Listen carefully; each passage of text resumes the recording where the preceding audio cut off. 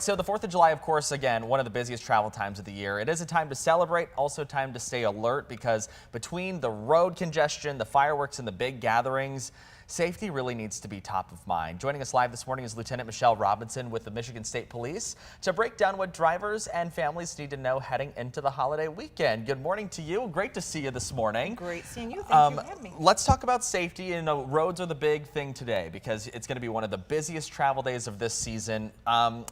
What are you guys looking out for on the roads this season? A lot of what we're looking out for is the speeders and those individuals that are on their cell phones. Yeah. So, I mean, you hear us talk about it all year round, and this holiday season is no different. We want you to, one, just like Deja said, practice patience. Be patient with one another out there, monitor your speeds, and keep your phones down, put them in a phone carrier in your car, and most importantly, do not drink and drive or even drive impaired. Yeah, well, I want to get into the drinking and driving here in just a second, but I want to ask you about something you said. You know, packing your patience is going to be very important. We see a lot of road rage out there on the roads. What can you talk to about that? I mean, what can you speak on about road rage? You know, is it more so just taking a breath and knowing you're going to get there when you get there? Or, you know, what do you recommend to drivers that get really amped up on the roads? Well, a lot of times, you know, we talk about the travel as we're going to a destination during a holiday. It's also going to be on our way back home, and not to try to speed the holiday along, but when we're coming back from our holiday travels, people are tired. They've had a great time. Yes, they've relaxed. They just want to get home. But they want to get there. And so if you keep in mind that everybody else is in the same situation that you're in, and just practice that emotional intelligence of, I want to slow things down. We'll get there when we get there. And you know, if somebody is being a road rager, let them go. Yeah. Just give them the space. Don't try to engage in them at all. Yeah, and don't just, let them go. And that's really good advice, actually. Just kind of ignore them and go on your merry way. Yeah, absolutely. We've talked about some of the don'ts on the roads heading into this weekend. What are some of the do's? What are some of the pieces of advice that you would want to share with drivers as we're heading into this really busy travel weekend? Seatbelts. Yeah.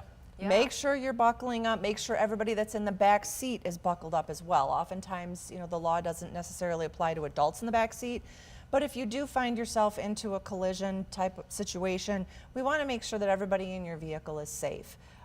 Make sure that you have your destination already pre-planned and that address already programmed in your phone, so that you're not traveling down the highway saying, okay, let me try and figure out where I'm going.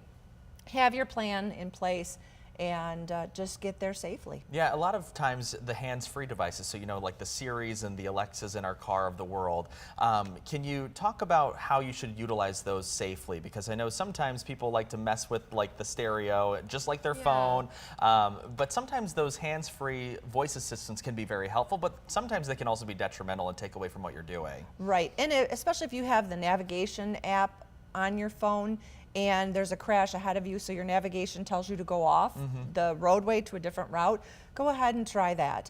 Or just practice the patience staying in that. If you're traveling with more than one person, designate that person that's in the passenger seat to be the one that messes with the controls. Okay. And that way you can have both hands on the wheel, you can be focusing on the roadway and your surroundings, so that if you are traveling along and there is, oftentimes we have RVs that break down, they have a flat tire, they're on the side of the road.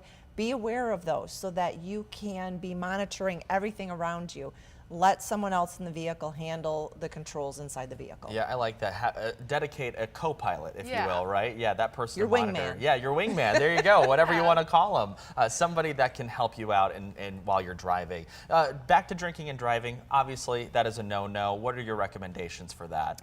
The biggest thing that I like to highlight is if you have to question yourself, am I okay to drive? Don't. And oftentimes we see so many people that think, well, I've only had so many, I'm okay to drive. And that's when we have the most tragic situations occur.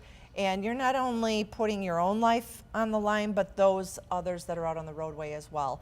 And we can't stress enough the importance of not driving impaired, because the holiday seasons usually have the highest fatality crash rates, and a lot of these are in regards to alcohol or drug type use that causes those crashes. Yeah, I'm glad you said drug use as well, because obviously marijuana is legal in the state of Michigan. So that's something else that you probably don't want to be doing while you're driving as well. Correct. Even though marijuana is legal in the state of Michigan, you cannot drive impaired under the influence of marijuana behind the wheel of a motor vehicle. Yeah.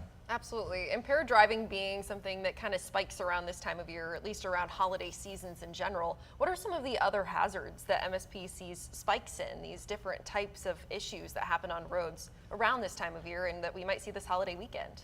Well, we see a lot of speeding. Even though I know OHSP came out with the statistics from the last 5 years that speed-related crashes have decreased over the last 5 years, we're still seeing a lot of motorists that are driving very aggressively. They're not driving with other motorists in mind. And so what we try to encourage everyone is the patience aspect of driving and the courtesy. Don't try to, it's not a racetrack out there, it's not NASCAR. Try to give other motorists the opportunity to merge in front of you. You're all going to get there around the same time frame. So just be courteous to your fellow motorists. All right, we spent a lot of time on driving. Let's talk about some of the other hazards we're going to maybe see out there. One thing you brought up was grilling. Grilling safety is very important, especially a lot of backyard barbecues going to be going on. People like to get out that grill, like to show off for their friends. What are the things we need to keep in mind? Small children. Yeah. Really keep an eye on children during this holiday season. When we are at the grill and we're spending time with family and friends, we get engaged in conversations and we lose sight of the little ones that are around as well. And it just takes a brief second for one of the little ones to be hungry, want a hot dog, not realizing that the grill is hot and putting their hands up on that. And so we really encourage you, please keep an eye on the little ones that are around when you're engaging in your family and friends. Yeah. Yeah, when we're talking about the little ones, but also generally just people with the types of things that could potentially result in burns. So grills, but also fireworks is such a big one, especially this time of year, of course. Can you speak a little bit to the safety of fireworks, making sure that maybe it's best to leave it to the professionals if you don't really know how to handle it or don't have a good spot to light them off from? Yeah, you never know what's going to happen with fireworks. Everybody tries to light them and run away real quick. Yeah. Little children especially are enthralled with fireworks. And so most importantly, if you have one that has been lit and hasn't actually went boom, leave it alone. Yeah. Don't try to relight it. Don't try to go near it. And watch children, monitor children around those.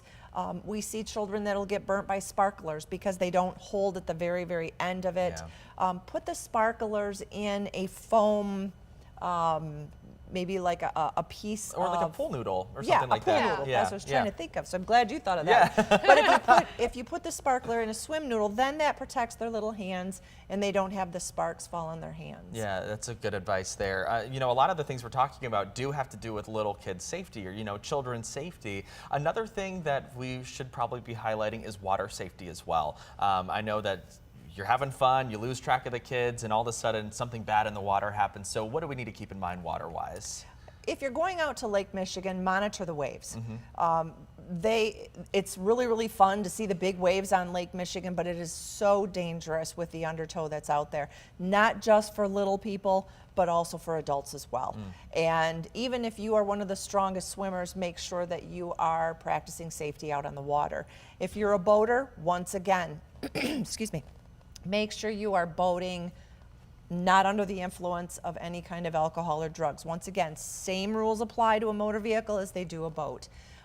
Know your navigational rules when you're out on the waterway, and always make sure that you have life jackets on your boat and enough for each person that's on your boat. Okay, let me throw this one at you because I know that a lot of people are going to be going out to 4th of July gatherings. I know the big one downtown at Annapolis Park. There are different community fireworks displays all throughout the west side of the state. What about large crowds? What should we do with our children? Obviously, to keep track of them, how do we navigate with our small children through those big crowds that might be going out to those displays? Talk to them about the rules and about safety. Make them aware of, if you lose me, if you lose mom or dad or grandma and grandpa, One, look for police officers. When we go in and we talk to small children, we always say, look for the stripe on our pants because they're not looking up high, they're at the lower level. So if you see a stripe on a pants, you look up, you note that it's a police officer. Go up to that police officer, say, hey, I'm lost. Yeah. When you talk about the just general safety with children, that's where you try to ingrain the safety aspects of that. For adults, if you see something suspicious, say something, report it. And in our world today, there's people that just have ill intentions. And so if you see someone at a large gathering that looks out of place, it's going to be in the upper 80s. And so if you see someone in a large puffy jacket, that just doesn't quite fit what the temperatures are. Or if you see someone that walks along and they have a big backpack and they just drop it and walk away, report it immediately.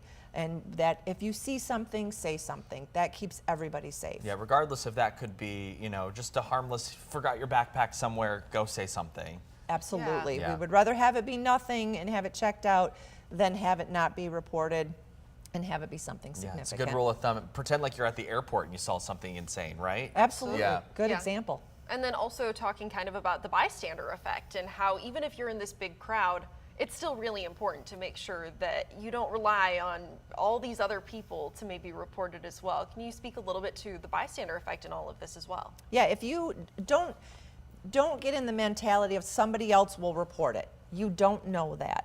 Same as if you're traveling along the roadway and you see a traffic crash. Don't drive by and think, oh, somebody probably already called that in. Yeah. Call it in. We would sooner have multiple calls because even our dispatchers will then go on the radio and let the officer know, hey, we've received 4 or 5 calls on this particular thing. That reaffirms to the officer that it's a legitimate call. There is an emergency. Something's they do going need on. to, Yeah. need to go there. So just take care of one another, most importantly. If you look out for your fellow human being out there, everybody will enjoy the holiday and we won't have any tragedies. Yeah, from water safety to fireworks safety to road safety to all of the safety Yeah. tips. Thank you so much. We always appreciate you coming in and giving us some insight there. And of course, hope you have a great 4th of July. You as Yeah. well. Yeah, thank you so much. All right, Lieutenant Michelle Robinson joining us this morning. It's 8:19 after the break. We're checking in live with Erin Sullivan. She's live at Robinettes with cherry season coming up in just a few minutes.